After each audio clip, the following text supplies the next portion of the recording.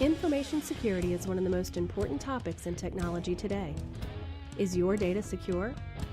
Bring Your Own Security Radio is here to help keep you up to date on the latest trends, software, and apps to make sure that your data stays secure. Bring Your Own Security Radio is about to begin. Here are your experts, Dave and Jason.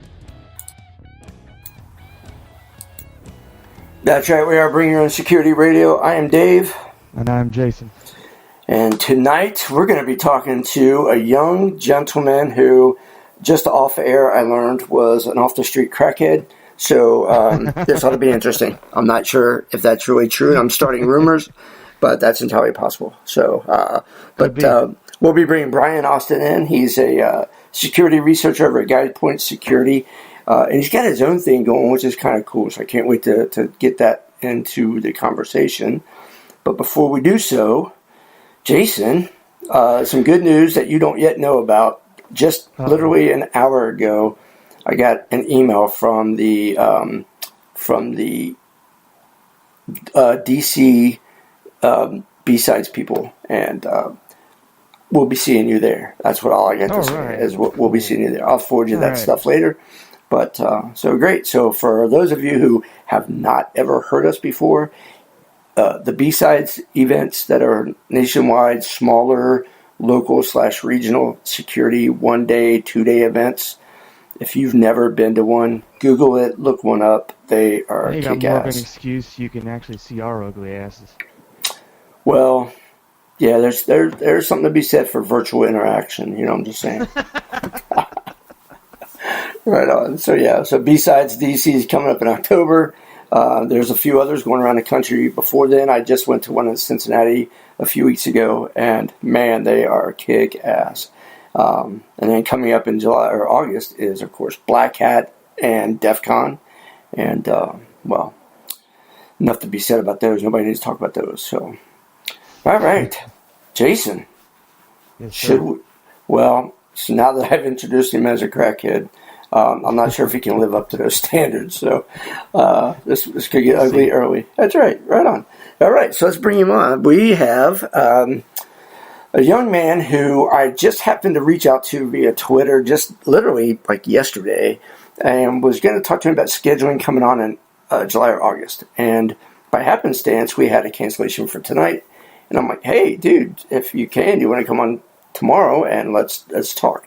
So this guy, I've been following him on Twitter for a little bit, and under my alter ego of Dave the IT guy, so I wanted to see what he was all about and where he worked at Guidepoint, and it seemed like he posts some cool things. And then to find out about his little side gig he's got going on was even more cool, so I had to reach out. So without further ado, Bryan, are you there? I'm pretending to be. There we go. And for the sake of my employer, I can neither confirm nor deny that I may or may not be an off-the-street crackhead. Well, that's fair. I mean, that's fair. Your word for it. Yeah, I might have blown your cover. That was inadvertent, of course. All right, man. So, I tried to introduce, how I reached out to you and how quick you came on. So, for those that don't know, usually our interviews are pretty unscripted. We're pretty informal, a lot of conversation. But in this case, I really sent Bryan a quick message like, hey, we're just going to say name, rank, and serial number and then start talking. So we didn't give you much of a warning about what we're going to talk about. So, as we go, feel free to just say that's not fair. I'm not answering that if that's what you need to say. But that's how we work best anyway. So yeah, it's more fun. Good to be a little off the cuff. That's right. It's more fun to talk. So anyway, introduce yourself. Tell us a little bit about who you are, how you ended up in the IT field, that sort of stuff. Sure. So as we've already established, I'm an off-the-street crackhead. So there's that. Show's over. Okay. The way that I started out is my dad owned a small computer shop in a very small town, and we grew up on a farm, so it was back in the days of 26 baud on dial-up, and he ran this little shop, and that was our family bonding time. My brother and my dad and I would go up to the shop, and we would play LAN parties, and I got addicted. worked with him for a while, and at one point in the early 2000s, right at really the time that digital forensics became a forefront, we were approached by the local PD to help with a case of a girl who had been abducted, a 14-year-old. And we were able to do forensics on the system and found her AIM messages between, that tells you how long ago it's been. Between her and this guy, and it turned out that she had gone to meet him across state lines, and we were able to help the police safely recover that girl, and from that moment I was hooked. So I started in IT probably, right out of high school around 2003. So, I've been in it for about 15 years, working off and on everything from help desk to systems admin to DevOps to pen testing, and now I'm a senior security researcher and threat hunter on the Guidepoint VSOC Detect team. Well, there's one thing I wanted to ask. So, kind of stepping a little back, what was your first tech?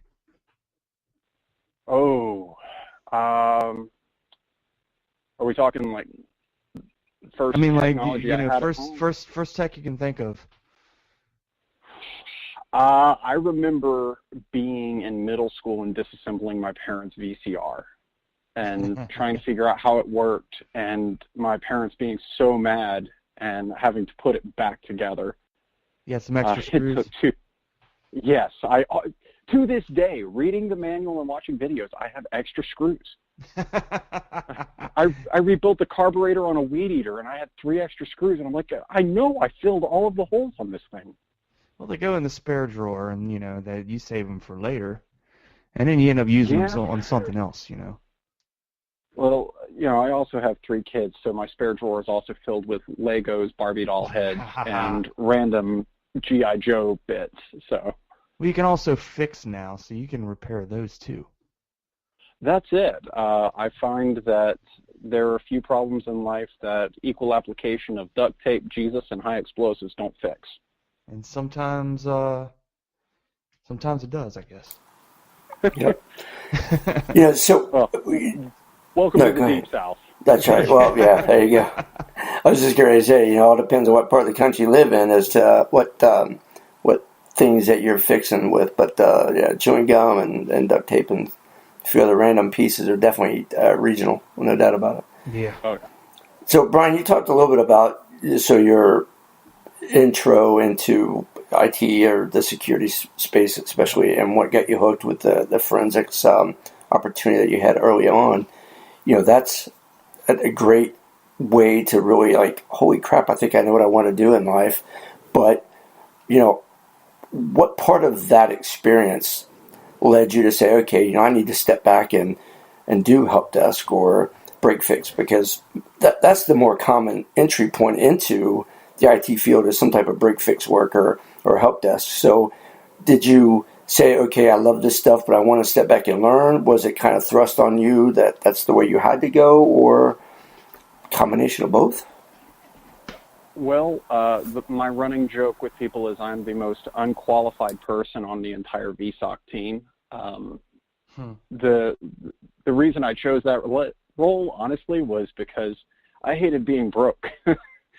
And it didn't change much with those roles, but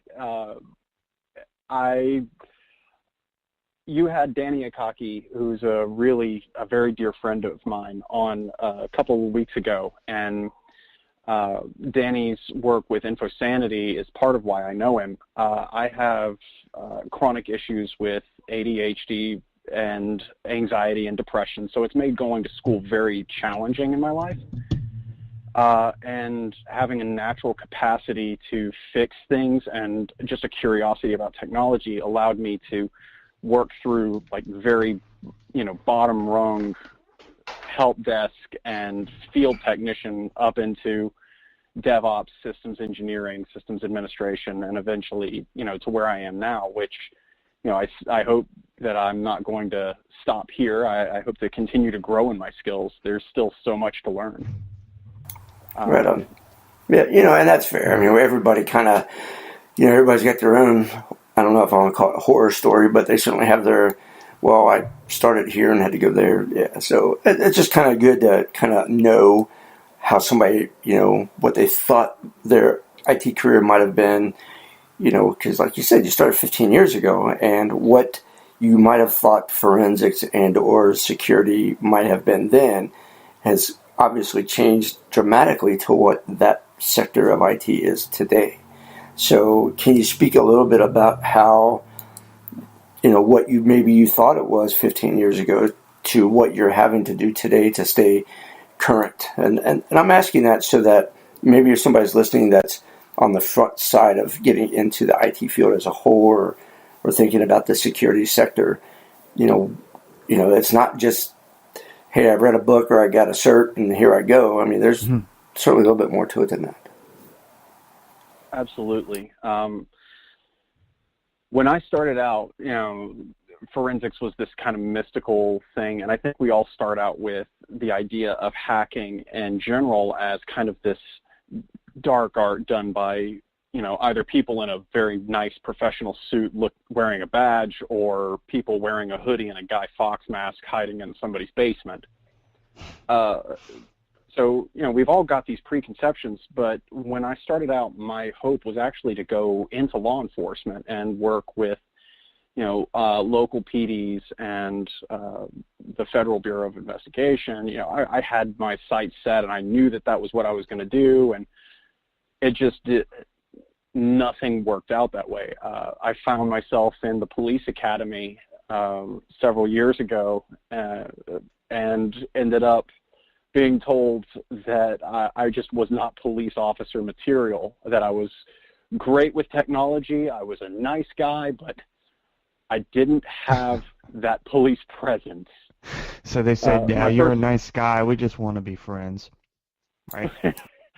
Yeah, more like, I ended up, part of my background is I did a lot of counseling training, so I became a fairly decent social engineer. I'm not good by any means, but there were more than one occasion that we would do, mock police stops, and our instructors were told to be belligerent. And, if you knew how to get them off topic, they would start talking about anything, and they'd be really passive and very friendly and easy to get along with, so you could cuff them and gently lead them to your car. And then all of a sudden they go, wait a minute, what just happened? Nice. So apparently that was not the route that I was meant to take, but it ended up leading to me getting to work in a variety of unusual fields and giving me a lot of experiences. I've done electronics manufacturing and satellite communications and stuff that I never would have done had I taken the straight and most direct path. As far as, keeping strong in this community and keeping strong in what is happening in the world of technology, everything has changed since I started. We've got this really crazy thing now. It's really stable and called the internet. And it's the sum total of human interactions and human knowledge all dumped into a single place. And, we get to go there and argue with strangers and look at pictures of cats. It's fantastic. Don't forget videos of cats, too. Yes, that's true. I saw a great one today of a cat jumping into a box and then peeking out of a hole in the side. It was perfect. But that's what it's all about right there. We can just go home. The cat pictures and cat GIFs are all working, so we're good. We can just call it a day. The internet is secure. But Twitter is a wonderful tool, and I actually ended up with a job off of Twitter. Nice. For those of you just joining up, sorry, Jason, just cutting in and reminding everybody that we are listening to the smooth sounds of our newest guest and potential street crackhead, Bryan Austin. Bryan, you brought up social engineering, and I know in the little bit of the bio that you sent to me to prep us to interview you, you mentioned social engineering, and you also have your own thing called through the looking glass. Now that is a mentorship and training program for people in InfoSec, but how much does your experience with that part of IT, with the people hacking, so to speak, how much does that play to your strength with your mentoring program through the hacking glass? Well, it's a huge part of it. And I have to stop here real quick and give a shout out because I guess I get to name drop it because I don't work there anymore. But I got my start as a pen tester working for Social Engineer Incorporated with Chris Hadmaggi and Michelle Fincher. And I have to give a special shout out to them, especially Michelle, in the way that the training was arranged and, the mentorship atmosphere that I got. Anytime that there was an issue, it was approached, like my first week, they had to pull me aside and say, listen, you crossed a line here. And it was done in a way that I understood where my fault was, but I was given the opportunity to come back from it. And it really informed the way that I communicate. In mentorship, it's not so much about skill transfer. It's about sharing knowledge and sharing a relationship with someone. It's very different than just pure teaching. My hat is absolutely off to teachers because they have a brutal job. But being a mentor, it's a much more one-to-one interaction. And being able to build a relationship with someone allows you to speak into their life and speak into their skill set and help them develop in a way that just teaching at them through, say, a webinar or through something more informal, especially at a distance, it's going to be much more effective. Yeah. So, and I might have backed into that whole through the hacking class introduction by asking it that way. I guess what I should do now, at least, is let's back up from it and let's talk about what that mentorship is and who your target audience, for lack of a better phrase, might be for that organization. Sure. So through the hacking glass was kind of birthed out of frustration. Joe Gray and I have been friends for a fair while, and Joe, he and I were discussing and lamenting the lack of resources to really get people from, zero to InfoSec.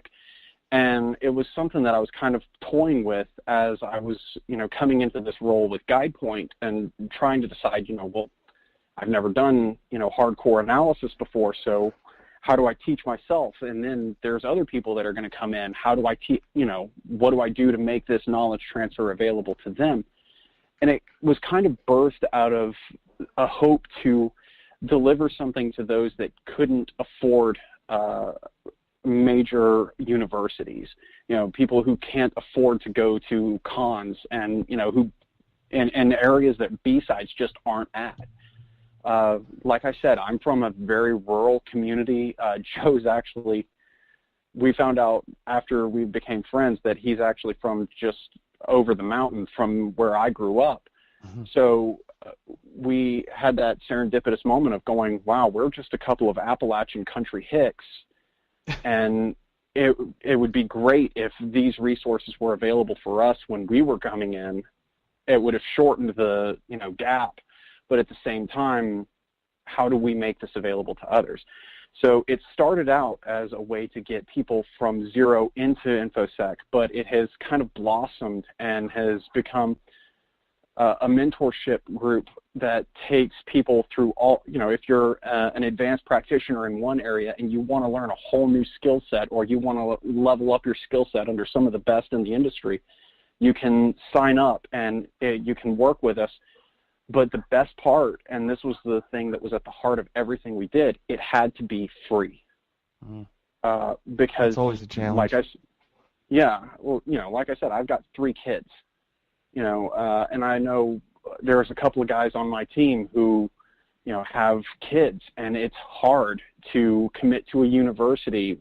Every time I've gone to school, I joke with my advisor, you can track the events in my life by the times I've had to drop out of college.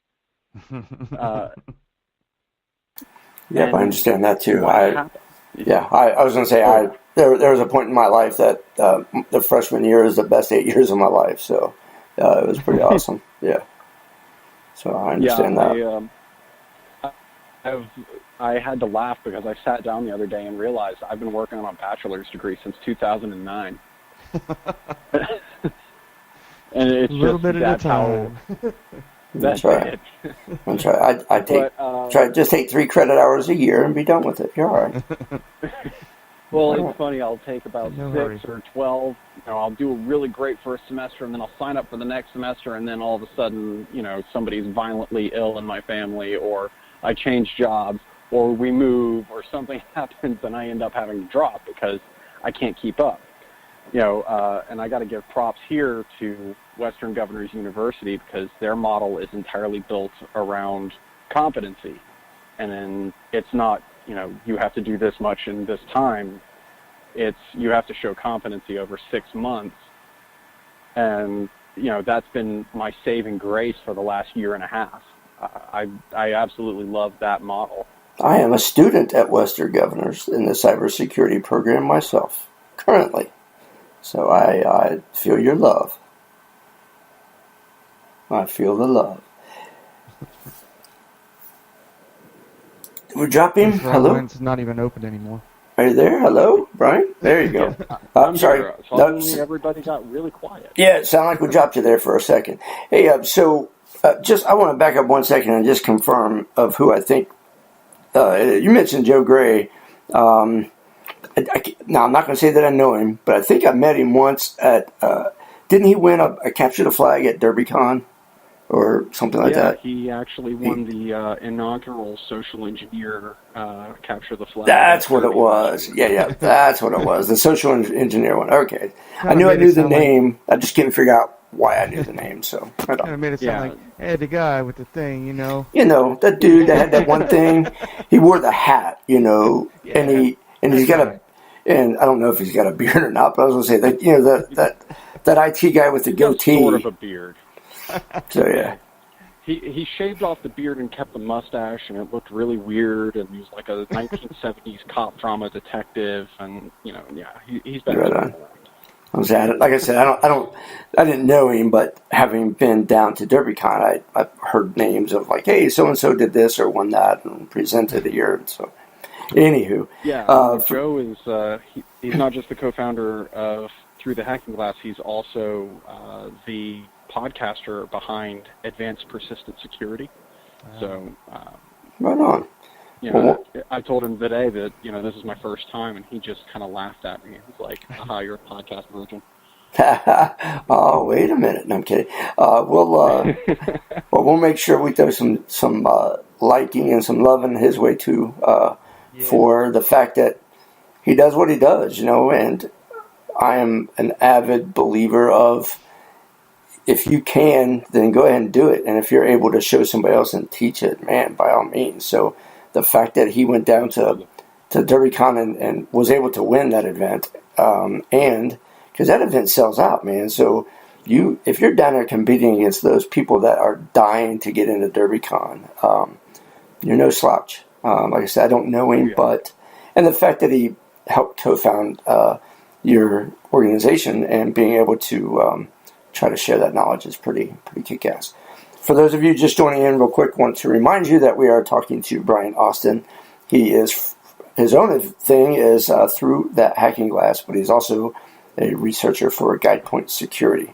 We're going to take a quick break right here to bring on the, I hate to say the word commercial, but ANSI has been an awesome sponsor for us, and they just signed on to go for another 4 months. So ANSI, everybody knows ANSI. They're the organization that creates standards and even the ISO speeds on your camera. ANSI, everybody knows them. So we'll be back in just a few moments. I am Dave, he's Jason. Yep. We'll be right back.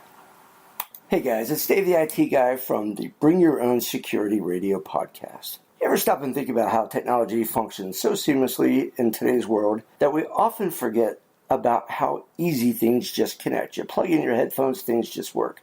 And we forget that it's on purpose thanks to standards. Standards influence everything from sustaining a network for organizations to following the most effective shared best practices. The American National Standards Institute, ANSI, is the overseer of the U.S. standards community and the U.S. member body to the ISO. You may know ANSI from ANSI C++, ANSI escape codes, ISO disk image files, or the ISO exposure on your camera. ANSI hosts a blog, the premier resource for learning more about the behind-the-scenes standards work that keeps the industry afloat. Recent topics on the ANSI blog include the upcoming GDPR compliance, updates to the MPEG-2 format for video compression, and even biometric standards for the financial services industry. You can visit their blog at ansi.org/IT to learn how these standards relate to you.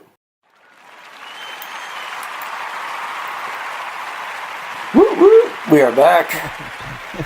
The crowd goes wild. Woo! Woo! All right. I don't know why I like that sound effect. There you go. The fanfare, the crowd. Please, no virtual autographs. I don't know.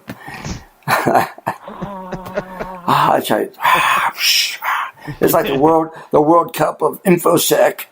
I don't know. We're not there yet. Yeah, I haven't watched much of the World Cup yet. My team is kind of breezing through for now, so I'm just chilling and waiting until the next round of 16 to go, and then we'll pay more attention, I think. But enough of World Cup. We are talking to Bryan Austin. Bryan, so let's jump in a little bit to the people that I think are paying a little bit of your salary, and let's talk about Guidepoint Security and what you guys do over there. Just kind of give us, without being too much of a commercial, because we're not here to sell anybody on Guidepoint, but if you can, from a more generic way, talk about, the types of things you guys do and or the different parts of IT that you try to help out with. Okay. Well, Guidepoint, we are... I'm trying to remember what our slogan is. I think it's empowering security or something like that. But basically, we have several different internal teams, and we do everything from application security to pen testing to managed security services. And I'm actually a part of the managed security wing. I work in the VSOC Detect. So what we do is provide basically managed SOC service on my team. Our pen test team is, probably one of the best in the world. I think, the company is very involved in the community. We sponsor a lot of B-sides. We're a huge sponsor for hackthebox.eu, which is a phenomenal training tool that, I cannot say enough about how great of a tool that is to learn the wings of security and the community that it has built. But we've got an awesome group of people on our team. We have managed EDR, we've got firewalls, we've also got our Identify team, which does vulnerability assessments, as well as managed vulnerability programs, helps with identification and management of assets. And the Detect team that I'm a part of, we act as a virtual SOC for organizations who decide to partner with us. We're a fairly large team, but we have a lot of fun. We are given a lot of latitude to pursue some really interesting topics.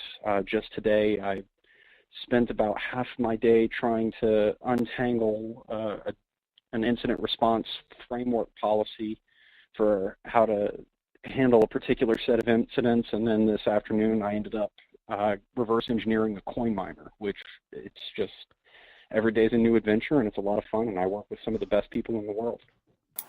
Nice. And Jason, I think their corporate office is, correct me if I'm wrong, Brian, but you guys' corporate office is based out of Herndon, Virginia, right? Is that right in Jason's backyard somewhere? Front yard? Maybe it's your side yard by now. Not I too don't far know. away. Right on. I'm sure that you would probably know a few people on our team. I absolutely know Possible. Well, you know how those three-letter federal people are. You know, we don't talk about Fight Club like that. So I don't know. Well, I'm in a four-letter agency. Oh, that's right. You added a letter. I don't know if that means you moved up in the world or went down. I'm not really sure what that means, to be honest. It's figurative. But there you go. Well, that's still government, so yeah, it can't be all that great. well, you know.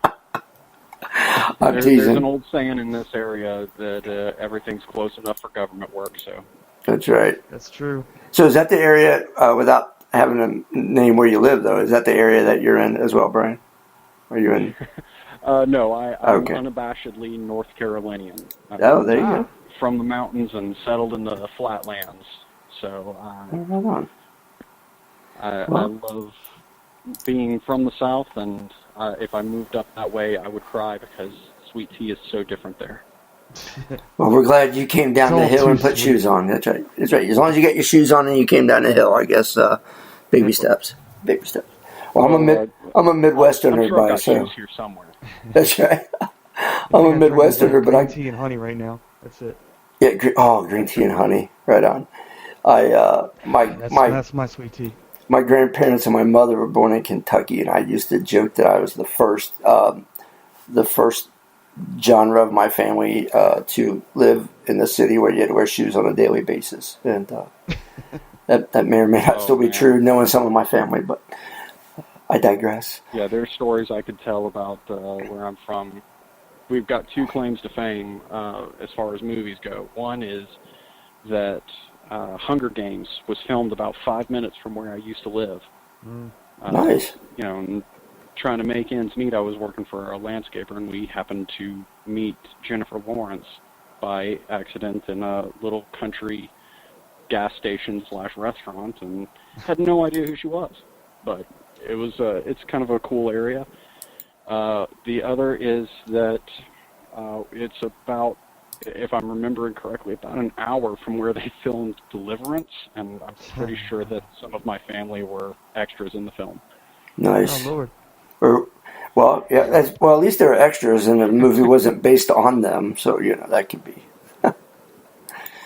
Anyway, so let's go back to it's 9:33 already. Man, these interviews, Jason, it seemed like we get into this stuff, and I look at my list of notes and questions, and I'm like, crap, we ain't got enough time. So I don't know. Anyway, so Brian, let's put you on the spot just a little bit. So if right now, without saying the cryptocurrency garbage, without that, what do you see as the biggest threat today in the security sector? I mean, a lot of people think it's the people themselves, right? And clearly that's part of it. But do you think that employees or insiders are causing more harm than outsiders these days, or is it still the conventional outsider trying to get in? And what should a small or medium-sized company do to try to protect themselves if they even can? Well, so that's actually a really good question, and it's a little bit of a challenge to answer. Part of my job is to look at organizations as a defender, but thinking like an attacker. So combing through infrastructure, looking at industry verticals and trends of what's happening to them, and figuring out what's the most common attacks so that we can maximize our defenses. It kind of defeats the point of trying to set up internal mail rules if all of your mail is hosted by Google or Outlook. So a lot of what we focus on with our team is we try to provide a much more detailed picture of what a client's business is. And as a part of that, we use tools like the Verizon DBIR to look at what trends are happening in what industry verticals. And vast majority of breaches that have happened over the last 3 years, I think something on the order of like 78 or 82%, something like that, were external entities attacking, either through phishing, through social engineering mechanisms, using web application attacks, malware delivery, whatever. It's an external actor attempting to get inside. Insider threat is a very real and very concerning phenomena because the insider has so much additional access and they already know the interior infrastructure. But just for sheer volume, a lot of it's external facing. Yeah, you're right. So a company, whether they be, again, small, medium, or large, they start either buying or implementing open source tools and or devices to look at, sniff traffic coming in, and IPSs and IDSs and traditional firewalls and mail spam filtering and all that stuff to look at the outsiders coming in and to try to even educate their employees, like, don't click that link, we told you not to open that attachment, whatever.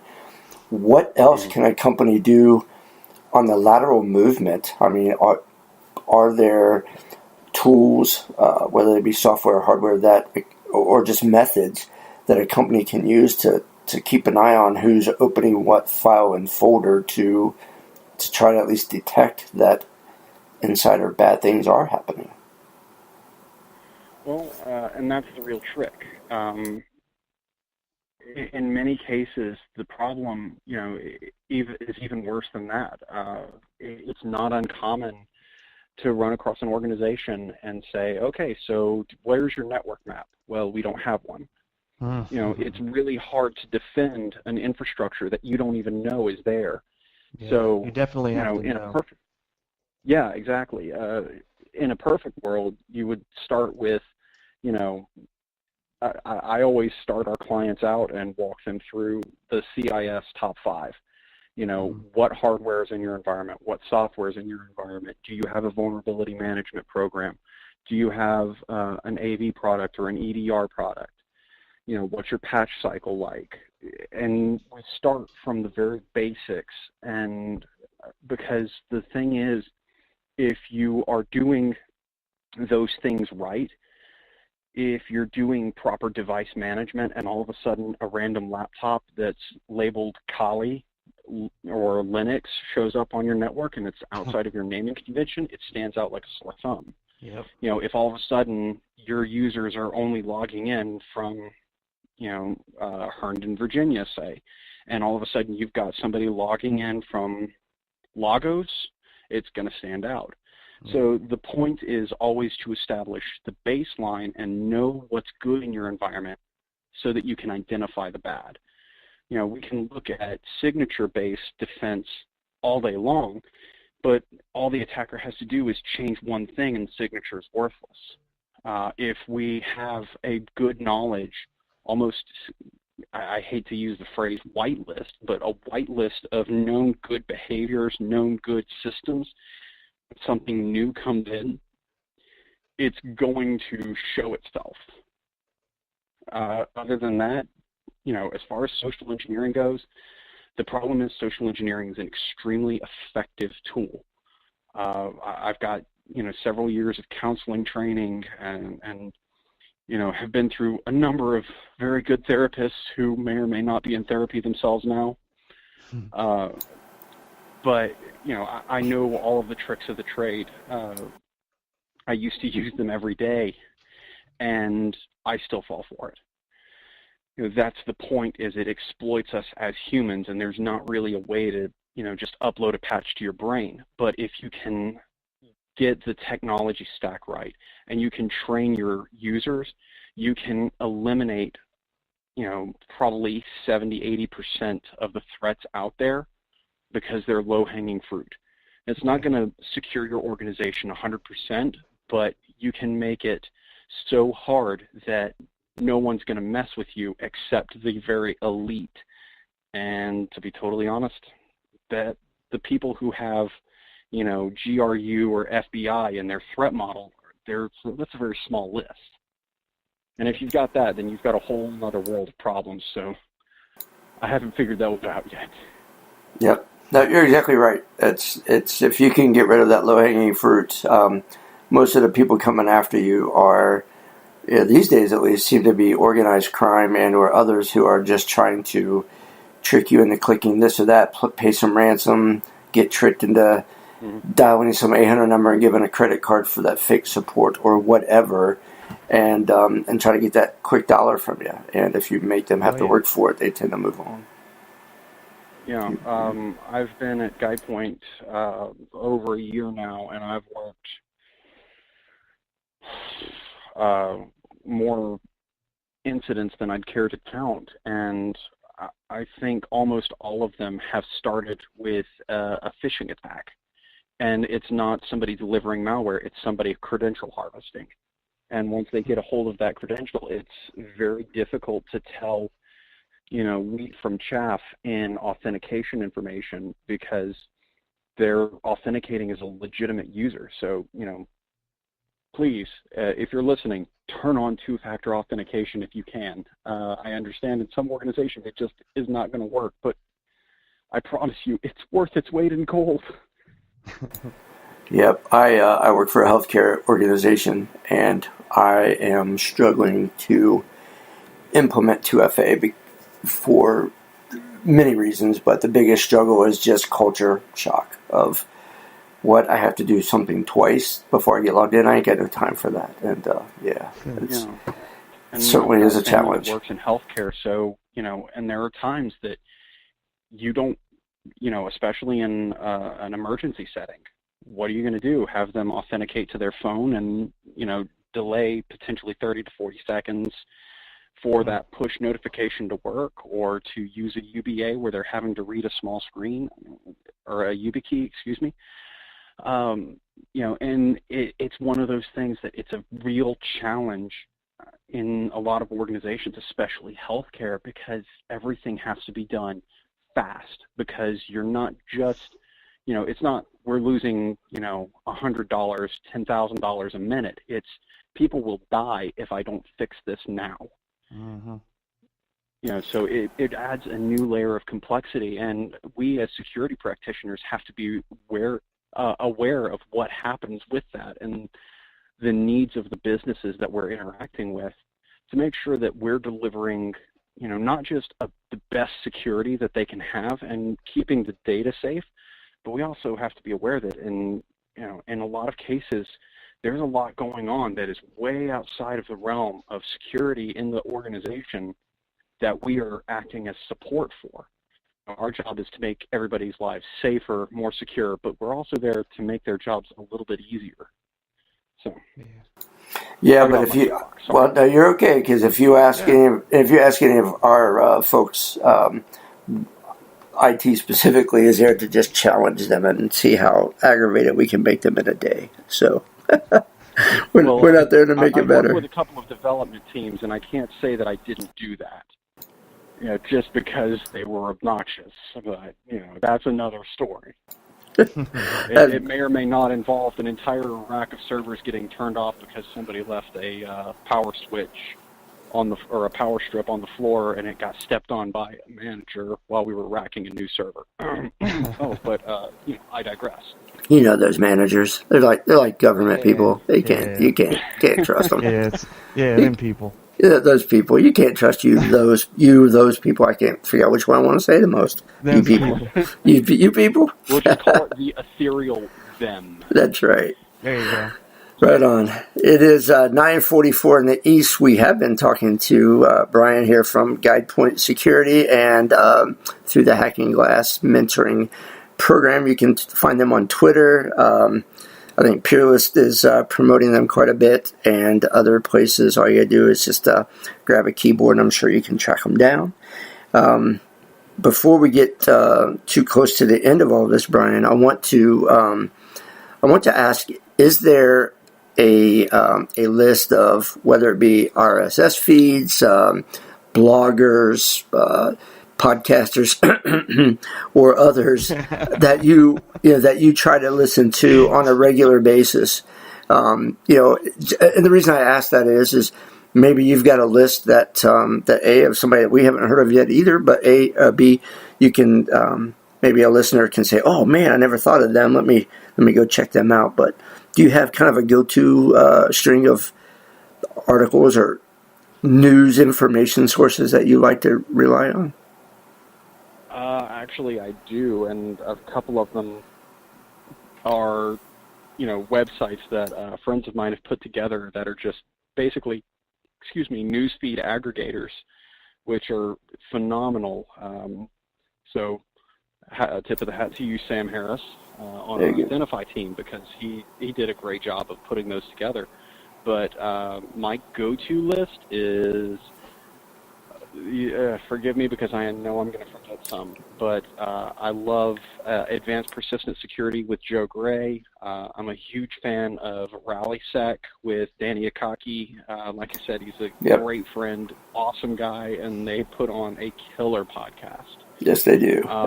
We had him on the show a few weeks ago, and he was actually here in Cincinnati, was the keynote, so get to see him there, and just today found out that I will be seeing him out at DEF CON, so right on. Sorry to interrupt, but yeah, I like Danny. He's a great dude. Yeah, Danny is absolutely one of the best of us. I've got a huge amount of admiration. Let's see, the Risky Business podcast with Pat Gray. It's Australian, and he and Adam, as they discuss the news, it's possibly the funniest thing that I listen to all week. I absolutely love it. My kids actually will listen to Dr. Johannes Ulrich with the Internet Storm Center's podcast, which is like 5 minutes, and it's daily. My daughter goes, "Daddy, play the man with the funny voice." And she has no idea what he's talking about, but you know what? It's developing some security mindsets in her, so I'm thrilled to do it. Security Weekly with Paul Asadorian. Trying to think who I'm forgetting. The Social Engineer podcast has been my go-to for years. Like I said, I used to work with them, top shelf guys and girls, and doing a lot of really great and interesting work. And I know I'm forgetting some. I feel so stupid and bad for it. That's all right, because we're going to tweet at every single one of them and let them know. I know. Yep, go ahead. There's this random one. This thing called the Bring Your Own Security podcast or radio show, guys. Something like that. I'll tell you. I don't know. Boy, that guy Dave, I'm not so sure about him. All I can tell you is that you were ahead about another 60 seconds before that save was going to be invalid. So I'm kidding. I'm still on the fence about them, but Well, me too. That's all right. That's all good. No, some of those. A good chunk of those I had heard of or seen in some form or fashion, but actually there was a fair number of them that I had not heard of. So I was trying to make some quick notes, and I will certainly go back and re-listen to my own podcast so I can write those down and go check them out. And for those of you listening who might have missed them, no, go ahead. Yeah, we're going to shoot up. We're going to speed them out too. Yeah, we're going to spit out some tweets at those people. And so for those of you that don't follow us on Twitter at BYOS Radio, we're going to tweet all of those names out for you so that you can go track those down. And you too can be a researcher / incident handler. That's really not the right phrase I was looking for there. / go to street crackhead. So that's so apparently that's how you get your street crack creds, as you listen to those. You listen to that BYOS Radio. That's right, BYOS Radio Crackhead podcast. I don't know. Yep. Right. I joke with my team that I don't actually have an official job title. I'm just the fixer of broken things and the drinker of coffee. Yeah. It's funny is I think I think in IT there's probably several people in every IT organization, every IT department that kind of falls in that realm, they may or may not really have one thing that they do. They kind of do a bunch of different stuff. And when somebody else just says, well, who should do this? Well, that person goes and does it. Right, the stuff guy. He goes and does it. So sounds like you're the stuff guy. I'm the Tyrion Lannister of VSOC. I fix stuff and I drink the coffee. Or I drink coffee and I fix stuff. That's what I do. Right on. Right on. It is 9:50 in the East. We are almost out of time, but before we take off and end this thing that we want to call BYOS Radio, Bryan, who else? So we shout out some podcasts, but make sure that people know how to find your Through the Hacking Glass and Joe's podcast and your company, Guidepoint, and your favorite coffee. I don't care. Anything else that you want to talk about that or if there's an IT topic that you thought, man, why didn't you guys ask me about that? Now's a good time to bring that up. I guess for shout-outs, if you are going to follow anyone, I wholeheartedly recommend at Crasian Tech. That is Summer Lee. She's a dear friend of mine, and she is one of the social engineers on our red team here at Guidepoint. Absolutely phenomenal researcher, absolutely phenomenal speaker, and a riotous person. She is hilarious. Joe Gray at C-3P Joe. You can find him now on with Twitter that name, you can't lose with that name. That's right. It's just it's a good solid name. So major props to him. Yes. Danny Akaki, D Akaki on Twitter. Lee Wangenheim, very good friend, awesome pen tester, absolutely amazing researcher. Dude explained, I've spent 6 months trying to figure out database design. The dude sat down with me last night for like an hour and explained data normalization. I finally got it. So, phenomenal friend, phenomenal researcher, and loads of fun also. I know I'm forgetting other people. Guidepoint Security is at GuidepointSec on Twitter, and you can find me at Rainman_A on Twitter. Through the Hacking Glass is at Hacking Glass, and we are partnered with Peerlist. So go in, join in, sign up. If you feel like you've got some technology skills, sign up as a mentor. If you feel like you don't have much technology skills, sign up as a mentee. If you know how to turn a computer on and use Word effectively, do both. Because you know what? There are people that are going to join this that don't have any clue, and we need people at all levels. I'm firmly in the camp that if you want to learn something really effectively, teach it. Teach it to someone who has no idea. Well, you're not kidding there. That is a great way to learn because people start asking questions and you're like, oh crap, I have to go figure that out and I'll get back to you. So yeah. No, it's a great point of view. Yeah. A big thing for me is volunteerism. My wife hates it sometimes, but I work with my kids' Cub Scout pack, and I'm not much of a camper, but I really like STEM and technology and hardware and software. So we're doing a STEM-focused year. Get involved with underprivileged kids. Help teach them security. Help them develop their skills. Rural Tech Fund with Chris Sanders. I think he's at Sanders88. Phenomenal group to get involved with. Yep, we're having them come on in just a few weeks, matter of fact. Yeah. Oh, Chris is absolutely fantastic, and his accent's even better than mine. Right. And I've heard legends of his ribs. He is definitely the pit master. Nice. Well, I'll certainly make sure we ask about that, or if I can track him down beforehand and see if I can, in person, interview him while he's cooking said ribs. Without a doubt. So we're coming at you there, Chris. Now that I know a little insider information about you, that offer to come on air via phone may or may not stand if I can track you down. So what to see about my social engineering skills, see if I can find you. Get you to cook me some ribs. I'm always for some good ribs. All right, it is 9:55 in the East. Bryan, man, I can't say thank you enough. Like I said yesterday, I sent you a blind. Hey, guess who we are? Do you want to come on the air with us? And you're like, hey, that sounds like fun. Let's give it a shot. And you even admitted earlier today that you're a little nervous, but you did awesome. And we appreciate you jumping on with us, man. Much appreciated you all having me. Love what you're doing, and thank you for letting me come and share with you guys a little bit of my insanity. Well, we all got a little bit of that. Some insanity. It sounds like it's some. Yeah.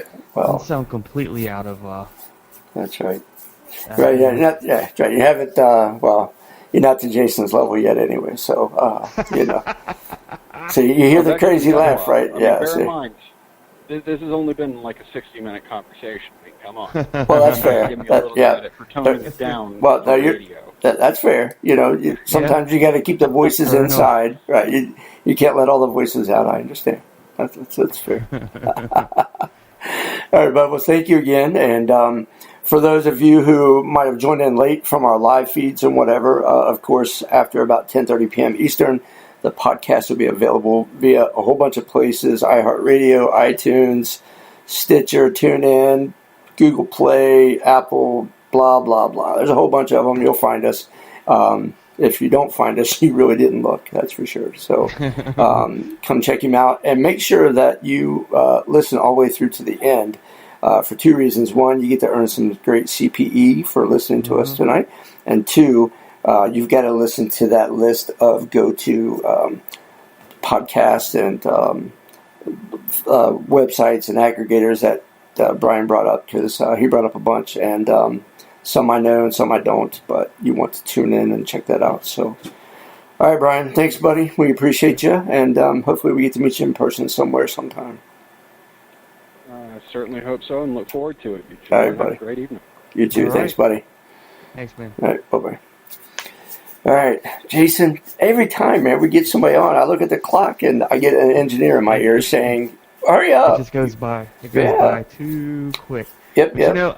This episode, I did not hear you mess up any names or anything. I know. It's one in a row.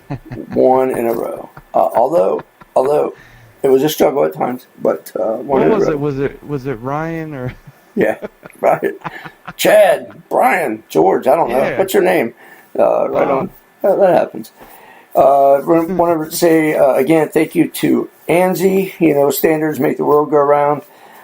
And they also dictate what is round, because it's a standard, and that's the way it goes. So That's right. Check out ANSI at their blog at ansi.org/pod, P-O-D, to learn how standards might relate to you. So thank you again to ANSI for sponsoring us and signing on to stick around for a while. We do appreciate you. And so next week, we're going to be doing a little bit of the same thing, a little bit of live. And so next week's, so there was a time when we thought we were going to have kind of a black hat that I sort of don't really know, but kind of know, come on air. Sort of, and that has completely tanked, and that is not going to happen. He felt like that it was a setup, and that because we have you working for a federal agency and we don't talk about what that agency is, he was afraid it was a setup of some sort. And or, yeah, right. Who engaged? Wait a minute. So, yeah. Who engaged? I did. I reached out. Oh, you engaged. Yeah, Okay, I reached out initially. Sorry. So, yeah, he thought it was a setup, and so he's backed out completely. And he thought, well, even if it's not a setup, if the feds were to subpoena the radio station's logs to see where he called in from or how he connected, et cetera, et cetera. So I thought, well, you're not much of a black hat if you have to worry about masking your connectivity. So, but anyway, so that has fallen through for those of you that were looking forward to that. Sorry, that is not going to happen. But we continue to have guests lining up from now through the end of September, and then beyond. So each week, somebody else. Something else. It is 9:59 in the East. That just about ends it for us. Yep. Jason, any final words of wisdom? Nah, man. It's been a weird week for me, so I'll just leave it at that. There you go. Weird week. All right. Thank you again to everybody. And I'm Dave. He's Jason. We're Bring Your Own Security Radio. Good night, everybody. Night. Thank you for listening to Bring Your Own Security Radio. Join us every Thursday at 9 p.m. Eastern Standard Time for a new episode. Find us on Facebook and on Twitter at BYOS Radio, or find us on the web at bringyourown.security.net. Safe browsing, everyone.